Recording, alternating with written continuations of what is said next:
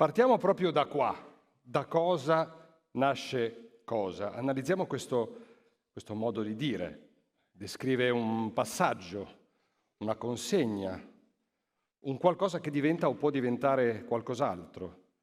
Giusto qualche esempio, un nostro amico ci mette in connessione con una passione, quella passione può diventare la nostra, da cosa nasce cosa. Oppure a cena con gli amici a volte si parla di musica e conosciamo una nuova musica che non sapevamo esistesse prima e quella nuova musica diventa la nostra nuova musica preferita. Da cosa nasce cosa. Oppure conosciamo una ragazza, ci piace, scopriamo che ci piace molto di più la sua migliore amica. Ecco, da cosa nasce cosa. Ma dove possiamo trovare questo trasferimento dell'esperienza se non nel rapporto tra un adulto e un giovane, tra un genitore e un figlio? E se è vero che da cosa nasce cosa, può anche essere che da una cosa possa nascere qualche cosa di diverso. Cioè non è detto che quel trasferimento ci restituisca quello che ci immaginiamo. Non è detto che i valori di riferimento, morali, estetici, in questo passaggio si mantengano allo stesso livello. Okay? Se no, non capiremmo come da questo si sia passati a questo. Non ci sapremmo spiegare come da questo si sia passati a questo. Ok, questo forse è un po' estremo, ma quello che voglio dire è che stiamo comparando due mondi. Quello di ieri, dove noi eravamo figli e i nostri genitori erano giovani padri e madri, e quello di oggi in cui i genitori siamo noi. E guardando questa comparazione mi viene in mente anche una domanda anche scientifica. Ma cosa cazzo è successo? Cioè, come siamo arrivati qui? Questo da cosa nasce cosa, io non lo comprendo. E se è vero che questo passaggio si trasferisce soprattutto nell'alveolo del rapporto genitore-figlio, e allora andiamoci più dentro, no? Cerchiamo di capire dove si è inceppato tutto. Per esempio, si dice che i genitori oggi non siano mai stati così distanti dal mondo adolescenziale dei loro figli. Però sono molto presenti. Io i miei me li ricordo proprio così presenti. Cioè anche il dialogo non c'erano certe parole che non si usavano, non so, anche certe domande scomode i nostri genitori non ce le facevano, ma certe domande scomode, ma tipo come stai? Guai, anche perché se la risposta fosse stata non sto bene, mamma, non sto bene, papà, magari parliamo un po'.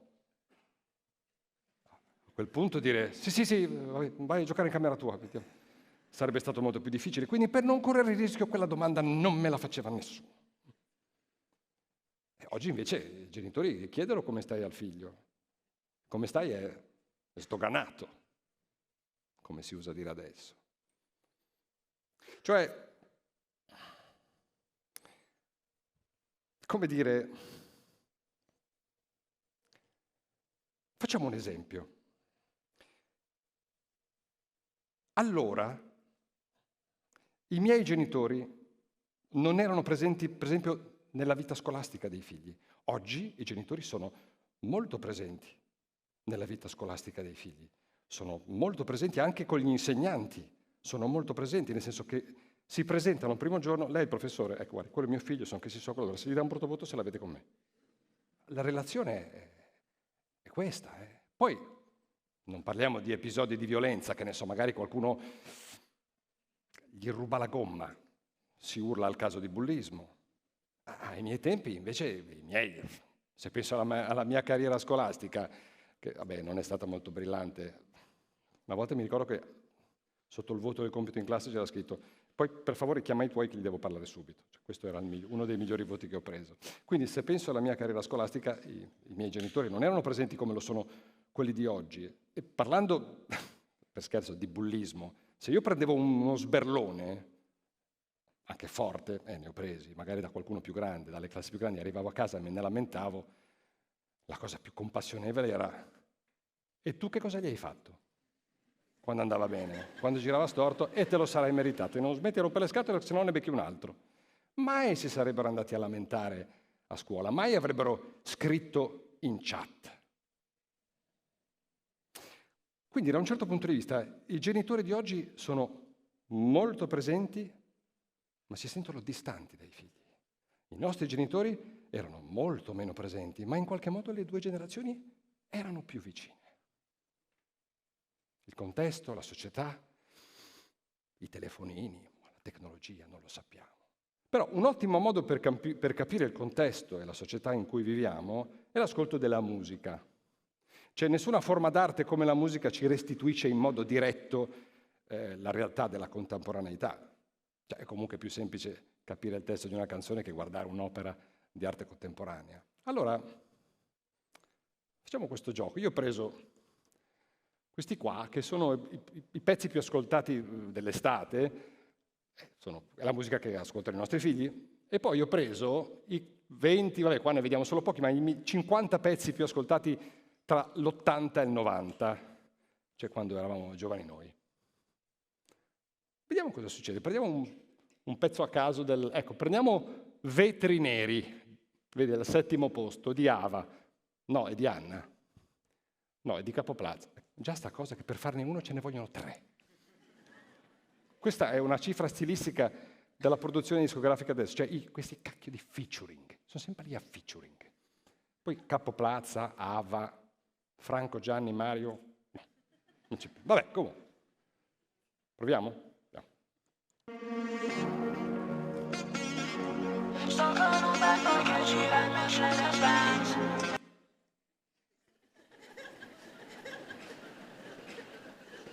Non si capisce un cazzo. Però vi voglio bene e adesso metto i sottotitoli. Però il fatto che per capire i nostri figli dobbiamo avere i sottotitoli, questa ce la dice lunga, no? Sul livello di comprensione tra le due generazioni. Ora leggiamo cosa dice qua Ava, Anna, chi cazzo canta, non si è ancora capito, vabbè. Uno dei 3.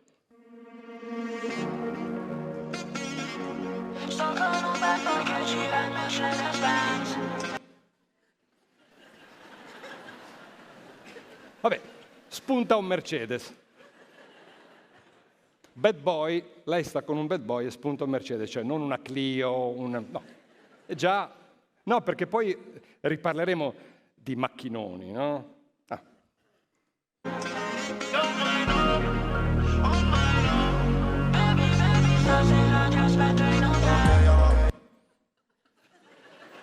Quindi, lei lo aspetta in hotel. È già il grano che parte. E aspetta il bad boy che arriva in hotel. Quindi, sono sfigato io che lo facevo in macchina o... Cioè, mi sfugge... Che poi ce l'avessi avuto la Mercedes, ma l'avrei fatto molto volentieri in macchina.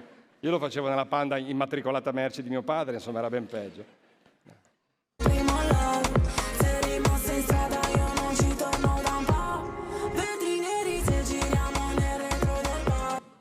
Spunta un Porsche. Ma che cazzo? Cioè, Porsche con i vetri neri, perché quello con i vetri normali è da barboni, cioè noi abbiamo i vetri neri, ovviamente. Questo, vabbè, Porsche, Mercedes, vabbè, questo è un po'... Ma andiamo a prendere il pezzo di Blanco, invece, un pezzo che si chiama Bon Ton, un pezzo ascoltatissimo, è di Blanco, ma in realtà ci sono Lazza, Sfera Ebbasta, Michelangelo e Drillionaire. Gianni, Franco, Mario non ci interessano, ma davvero si chiamano così? Blanchito, baby. Michelangelo.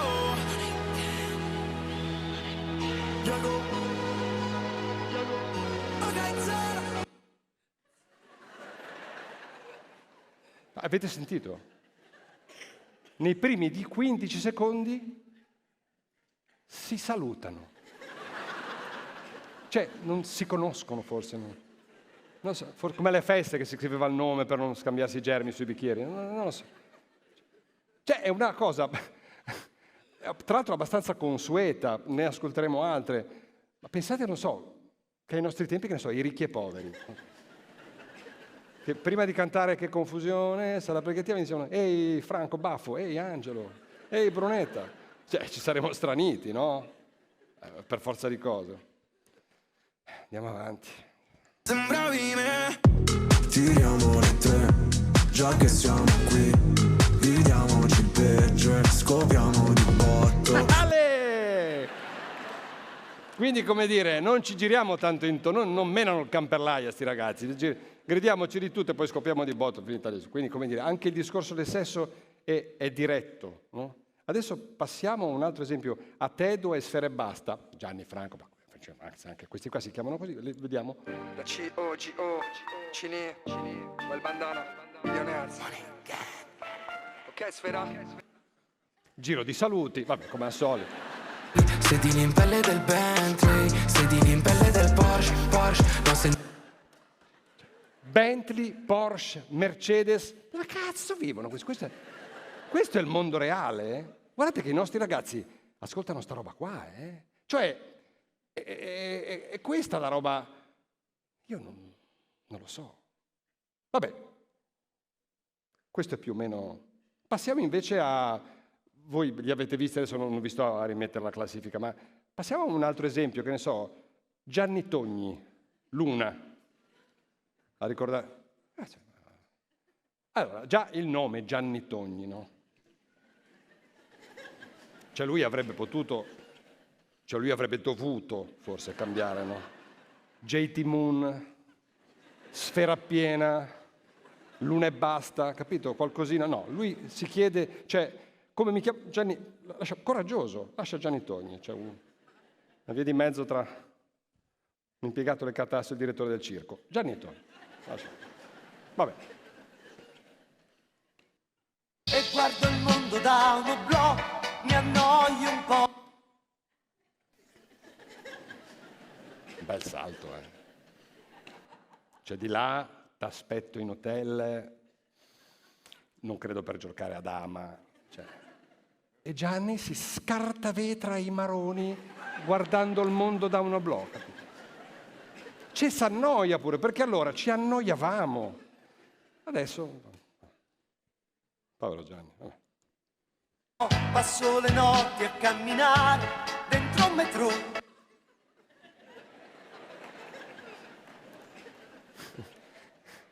Beh.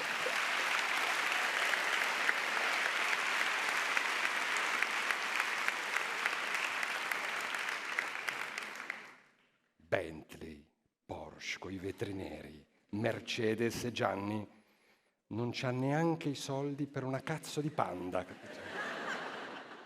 Cammina nel metro come al liceo, che già aveva già, non so, 20-30 anni, non lo so. Ma cambierò, sì cambierò. Gettano arance da un balcone.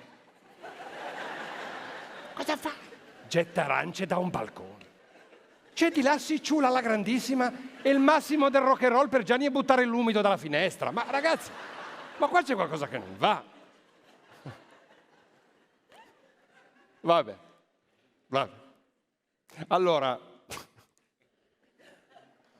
va bene, ho preso... Sì, si può applaudire, sì. Va bene. Allora... Vabbè, ho preso Gianni Togni, che forse è all'estremo opposto di questa musica, ci ho anche giocato.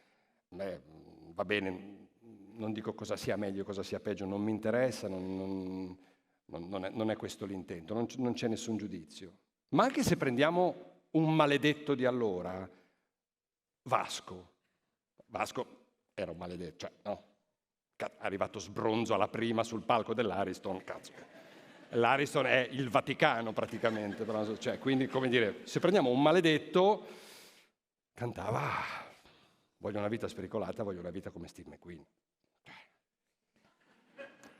Cioè, Vasco viveva molto più pericolosamente la sua vita reale rispetto a quello che descriveva nelle sue canzoni. C'è l'impressione che oggi i giovani la sparino alta per spaventarci e il loro linguaggio ci stanno dicendo delle cose. E allora Vasco sparava molto basso per spaventare il meno possibile. Cioè, due approcci totalmente diversi, opposti. Però c'è una cosa in comune. C'è un argomento centrale che entrambe queste epoche mettono insieme, una questione principale, l'amore. Ognuno a suo modo, Vasco a suo modo, Blanco, Ava o come diavolo si chiama in altro modo, dicendo ti aspetto in hotel, c'è un'attesa dell'amore. Vasco diceva quanti anni hai bambina, quanti me ne dai stasera, c'è un bisogno di consenso, un'incertezza. Quindi non si parla di amore generico, ma si parla di bisogno di amore, di bisogno di riceverlo. L'amore che riceviamo quando siamo piccoli o nell'età dell'adolescenza può cambiare il corso della nostra vita. Ma questo amore dov'è? E dove lo troviamo? Esattamente come lo vogliamo noi. Chi ce lo deve dare e come? Se è troppo ne vorremmo di meno, se è troppo poco ne vorremmo di più. E non lo possiamo dire né chiedere. Non lo sappiamo dire, perché quello che ci viene dato è giusto. E se quello che ci viene dato quando siamo piccoli non può essere messo in discussione, se quell'amore è giusto, quelli sbagliati siamo noi. Quelli che hanno tutto e non si sentono mai grati di niente, quelli che sono sbagliati e non sanno fare niente, quelli che comunque sempre sono meno degli altri, di tutti. È per questo che lei si taglia, per questo che lui si taglia, le gambe, le braccia e anche le spalle quando non c'è più spazio, perché dopo un po' sul corpo e nel cuore non c'è più spazio. Lei è forte, è coraggiosa, ha resistito, ha provato a resistere fino a che ha potuto, ma alla fine quel benedetto sangue lo voleva vedere uscire dalla sua carne, perché il dolore nella testa e nel cuore era insopportabile e incidere la carne era un sollievo. Per poco, perché basta poco per ricadere, che poi ricadere non è nulla di così profondo come un baratro, non è nulla di così lungo come un tunnel, no, è vicino, vicinissimo, magari nella stanza a fianco dove ci sei anche tu e non lo sai, ma lì dentro è buio. Si è ciechi quando si è dentro e si è totalmente ciechi quando ci si riaffaccia fuori, abbagliati dalla luce. Forse lei ci sta dicendo questo, loro, lui ci stanno dicendo questo, ci stanno chiedendo di andarli a prendere perché non sanno dov'è l'uscita. Ci chiamano, ascoltiamolo. Chiedere, ascolto, vicinanza, non presenza, vicinanza, amore. Da cosa nasce cosa? Andiamo a riprenderci.